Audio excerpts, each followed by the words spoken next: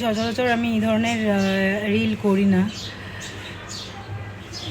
আজ প্রচণ্ড মনটা ভারাক্রান্ত লাগছে, কারণ হচ্ছে আর কিছুদিন পরেই মা চলে যাওয়ার 5 বছর হয়ে যাবে।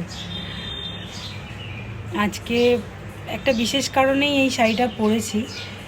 এটা আমার মায়ের শাড়ি। সচরাচর আমার শাড়িটারি অত পরা হয় না, বোন অফিস পারপাস পরে তাও, কিন্তু আমার খুব একটা পরা হয় না মায়ের শাড়ি। তো আজকে এত মানে হয় না যে কিছুদিন পর আস্তে আস্তে স্মৃতিগুলো মলিন হয়ে যায়, বাট এতদিন পর যখন এই শাড়িটা পরছি তখন মায়ের ফটোটা ধরে কোথাও প্রচণ্ডভাবে কষ্ট হচ্ছিল আমার।